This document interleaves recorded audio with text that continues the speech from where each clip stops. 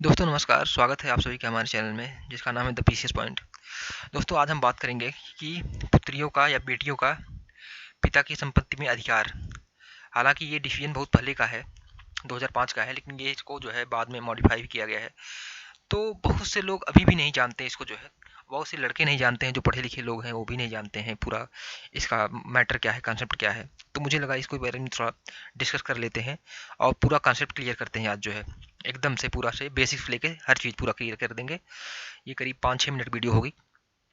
ठीक है दोस्त, चलिए स्टार्ट करते हैं। दोस्तों हमारा संविधान जो है हमेशा समानतम विश्वास करता है, इक्वलिटी में। और हमारे संविधान का आर्टिकल 15 का जो सीधे सीधे कहता है हम जाति धर्म लिंग या स्थान या नस्ल के आधार भेदभाव नहीं करते। उसमें लिंग एक शब्द है, सेक्स।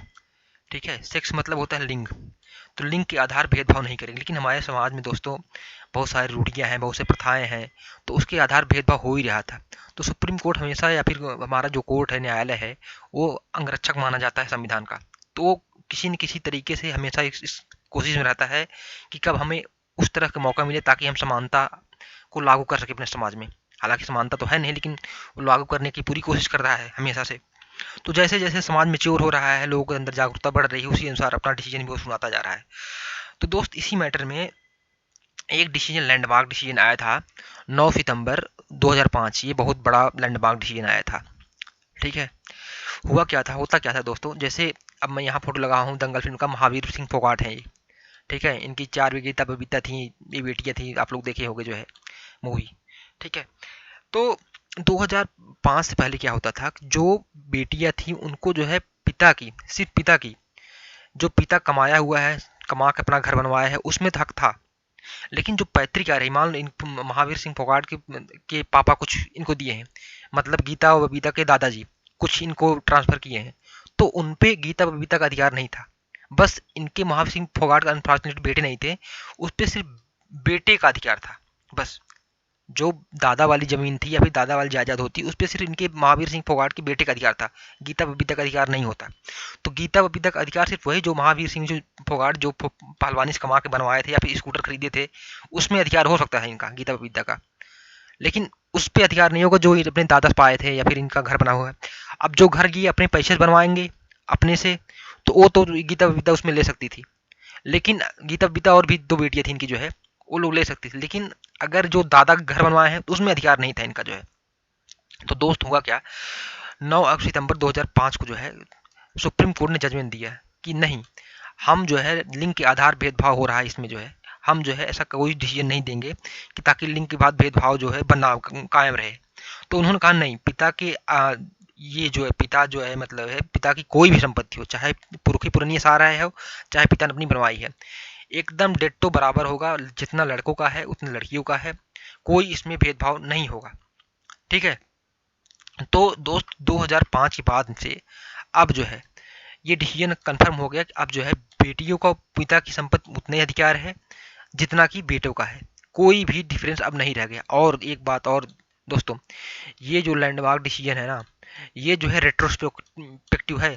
मतलब ऐसा नहीं कि जो है कि अभी से, मतलब कि 2005 के बाद जो डिसीजन आया उन्हीं में लागू होगा, ऐसा नहीं है। ये जो है बात पहले की, जैसे हम लोग मम्मी जी को काफ़ी एज हो गई है, तो उनके भी लोग क्लेम कर सकती हैं, लोग अपने अपने पिताजी के संपत्ति में वो भी ले सकती हैं।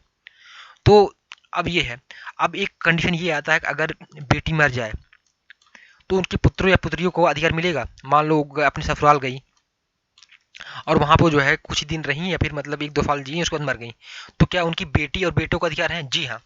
जैसे पुत्र के बेटों बेटी का अधिकार है, तो वो सेम टू सेम उनके वो भी एकदम उसी तरह अधिकार इनका भी है, बेटियों का भी है। उनके बेटे बेटी अपने नाना की जमीन में आप पूरा पूरा हक ले सकते हैं अपनी माँ की तरफ। जैसे इनके यहाँ जो दादा हैं, इनके बेटे को ये बेटे के रूप में ये दादा बनेंगे, और बेटी के रूप में इनके बेटे ये बनेंगे नाना।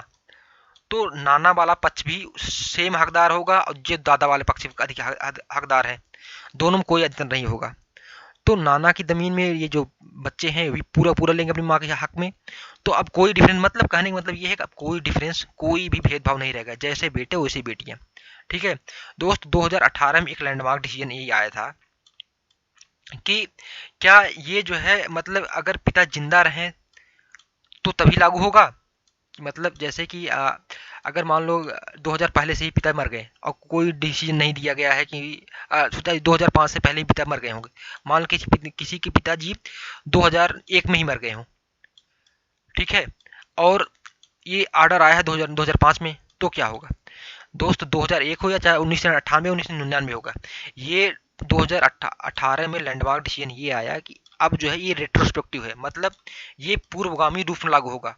अब कोई औरत अगर 1958 की है ना, तो उसके भी अगर वो भी जिंदा होगी तो उसके बेटे जो है अपनी नाना की जमीन जाके हकदार हो सकते हैं। समझ रहे हैं दोस्त? तो ये है पूरा मैटर। अब जो है किसी तरह से संविधान जो है भेदभाव नहीं करता है, जो बेटियों का अधिकार है जितना, उतना ही जो है बेटों का अधिकार है, कोई अब अंतर नहीं रह गया है।